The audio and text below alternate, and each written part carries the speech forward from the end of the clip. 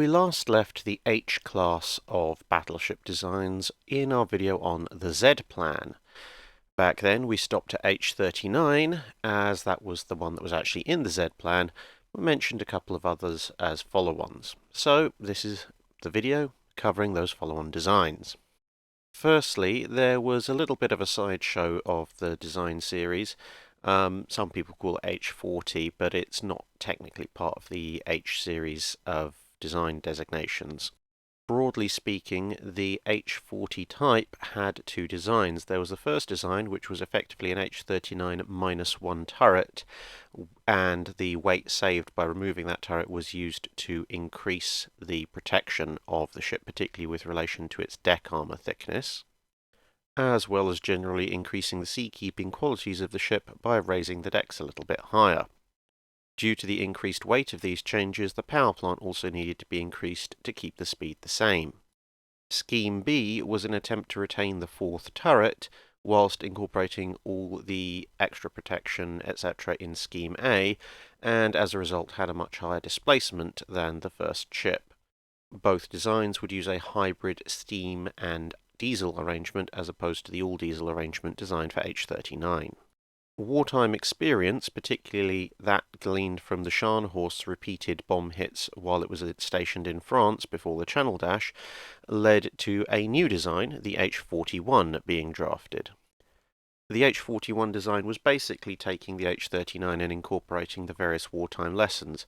So, as well as increasing deck armour thickness to nearly 8 inches, which would be quite the protective scheme, it also added extra torpedo protection by increasing the ship's beam to improve the space for torpedo defense systems, protective skegs for the propellers to avoid what had happened to the Bismarck, an explosive release system just in case the rudder got jammed, again inspired by what happened to Bismarck, and finally the 4 twin turrets carrying 16-inch guns that had been on the H-39 would be increased to 16.5-inch guns. The guns themselves would effectively be the same weapons, just bored out to accept a larger shell, similar to what the Italians and the French had done with some of their interwar battleships.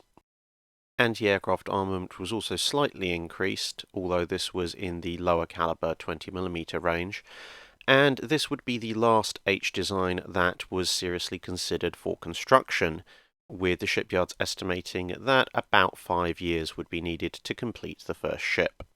At this point, they'd reached pretty much the upper limits of what German industry was capable of as far as battleship design went, and the design staff for the H-class were sent to work on other designs such as new U-boats.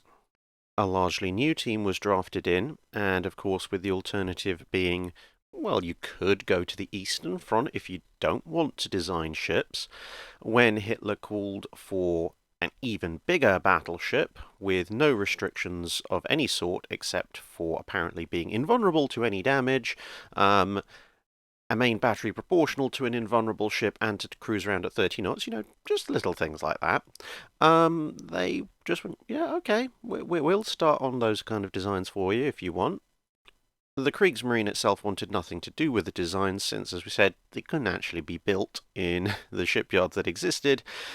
And to be honest, at the point that this was all started in 1942, they had more pressing concerns than whether or not they would get a new Uber battleship in a decade or so. This is also where, to a certain extent, we enter the realms of speculation, since not all the details of these paper designs were particularly well documented either at the time or after the war, and so most of the sources that we have that talk about them tend to disagree on what their actual specifications were. The 3 designs that we're talking about are, of course, H-42, H-43, and H-44. What is generally agreed is that every single one of these designs was over 1,000 feet long, H-42 being just 8 inches over that limit, H-44 being 1,131 feet 11 inches, or 345 meters long. Displacement for all 3 was also well in excess of the largest battleship actually constructed, that being the Yamato, with H-42 clocking in at 90,000 tons, the 43 at 111,000, and the 44 at 131,000 tons.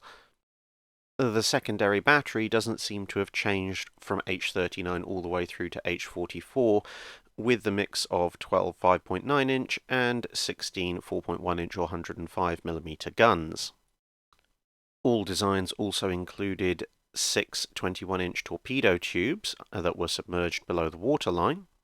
The light and medium anti-aircraft armament also seems to have taken a bit of a weird turn, as although the total number of barrels were increased, it shifted more towards more 20mm barrels and fewer 37mm barrels.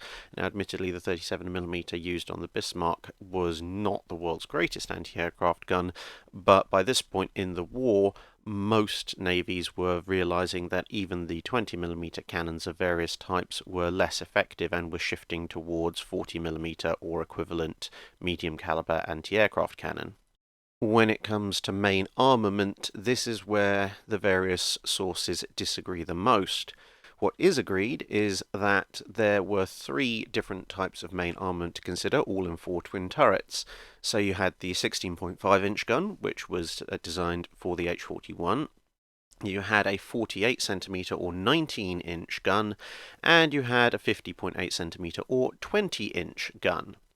Everybody agrees that the H-44 design was to carry 8 20-inch guns in 4 twin turrets, which would have been an interesting sight, especially considering that the A-150 design, the follow-on to Yamato, only carried 6 such weapons.